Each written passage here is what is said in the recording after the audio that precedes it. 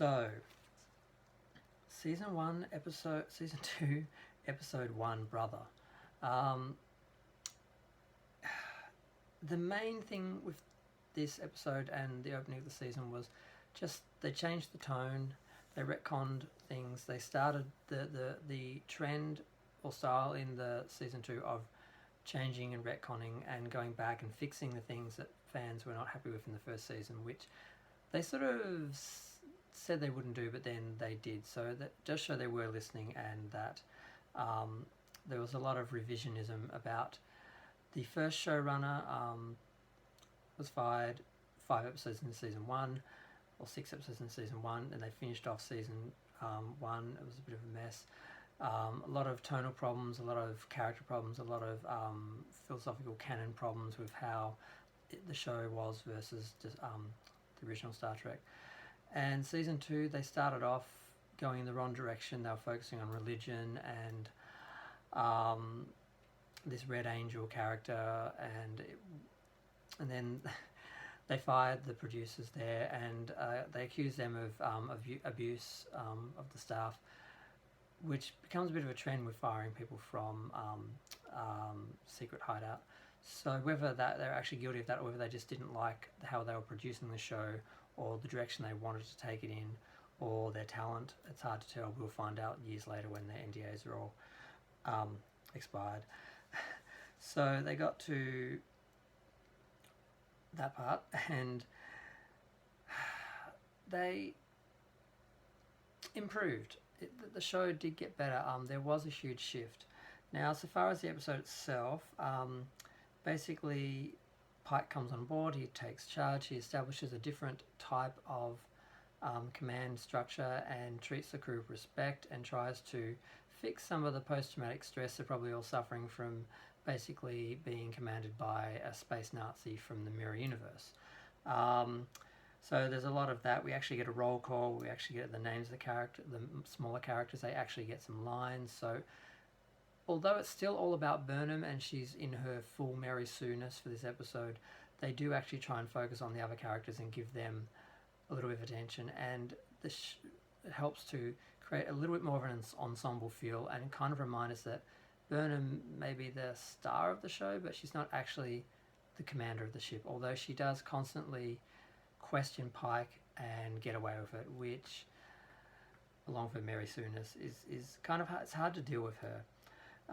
Now, one example of that is we have the science officer from, because some of the crew from Enterprise come over while Enterprise is being repaired because of problems which aren't really explained.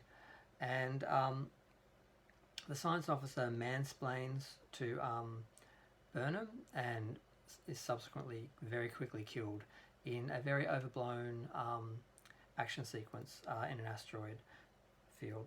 So basically they go into asteroid field to rescue people on a crashed ship.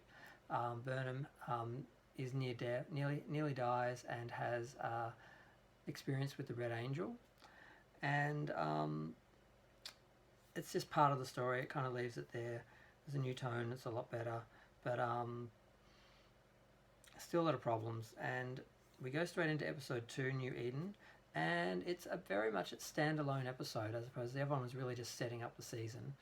The first episode. This one is its own episode where they basically go to a planet where there's a colony of Earthlings who've been stolen from Earth's past and are now on another planet. It's very religious. They basically were taken from a church, and they have a church, and there's this church on the middle of this planet, and it feels like some of the parallel development episodes of the original Star Trek. And they go down and they just have to deal with, how do we deal with telling these people the truth? They're not another species, another race with their own development, but they sort of are, because they've been removed and are now separate. So they have to deal with that, and officially they leave. They don't break the General Order 1, which becomes a prime directive, but privately they do give the guy who's already one of the people on the planet understands the situation, and they give him an energy source so that he can basically, so he can keep developing and they handle it, but for sort of they go around it. Now, Jonathan Frakes directed it, and we still don't know why the Red Angel was doing a lot of things, but she basically brought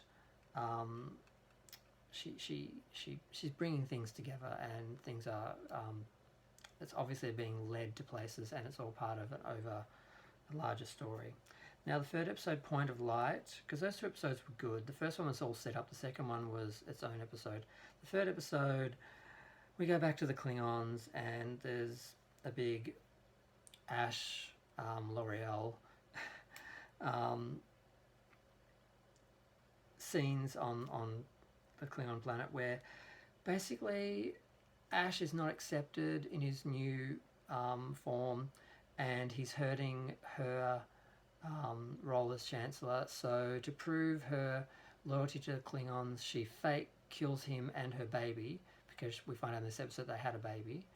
And he leaves, goes to Section 31, and she stays as the mother of the Klingons. Amanda arrives, and she basically, they've put into question Spock, who was admitted himself to an asylum, left, but he's being accused of killing some of the doctors before he left. So that's been put into question, because of course he wouldn't do that. And there's a very bad fight between the Klingons, and an internal fight with the Klingons, and the makeup, the big bulbous heads, and the bat-lefts that are decorational and not functional. It's just incredibly awkward and not good. Michelle Yeoh is finally back, chewing the scenery, but I'm okay with her being this over-the-top Mirror Universe mustache twirling baddie, because that's what the characters are basically like from the Mirror Universe. So a lot of people complained about that, but I'm kind of okay with it. I think she does a good job of it. I've got literal notes here from the episodes, because I can't remember all of them. I had to go back. And did I miss anything? No. Okay, so on to the next one, because that was also very much just an in-between episode. It didn't really have its own story outside of the Klingons, really. Now, episode 4, An Abol to Charon. Number 1 finally gets a scene where she eats a cheeseburger. That's it. Rebecca Romijn is awesome, but she just basically talks about the situation, that she's investigating the situation with Spock, the charges against him, and has a cheeseburger, and that's it. They encounter a giant sphere, which causes Saru to go into like a stage of evolution, which that he and his race were led to believe is the cue for them to commit suicide and give themselves to the race that I forgot the name, the Ba'u, that basically they offer themselves to them and are ritually killed. What we find out is that it's actually a step in their evolution, and they don't die. They're led to believe they're going to die, and they sacrifice themselves before they actually die. And he finds out that that's all a lie, and his people have been led to believe this for years, and it's not true. And the sphere basically just wants to give them all its data that's accumulated over its life, so it doesn't die, and all that's lost. So they managed to sort that out, get that, and that comes into play later. Yes, there's a little bit of forced emotion between Michael and Saru when he's dying, which doesn't seem earned, but I'm not going to get into that. Now, episode 5, Saints of Imperfection. Stamets goes into the Mycelial network they're basically under the belief, under the impression that it is damaging the native. When they use the spore drive, it's damaging the species that lives there. What they find out is that a reborn replica or something of Hugh is there and has been trapped there the whole time. So they rescue him using a spore pod transporter, which basically was there to try and communicate with Tilly, because basically she was infected with a spore, and it was they were using that the race was using that to trying to communicate with them, with her and with Starfleet to try and stop the destruction of their race and their dimension. I don't know, the mycelial network. So Ash is back as a liaison from Section 31, and it's more of the same. We're told the characters are great. They don't actually do anything that's great. They're retconning a lot of stuff. The tone's better. There's more camaraderie, but there's still a lot of Mary Sue-ness from Michael. And I'm pretty much going to leave it there. That's basically, it wasn't really working. They fired the showrunners and they took a hiatus, and hopefully we were hoping they were going to come back with a more cohesive season and make things make sense. And that's where I'm going to leave it with part 1, and I'll get back to part 2 soon. Thanks. Feel free to leave any comments or subscribe, and let me know what you think of the season, how you thought it was going. Thanks.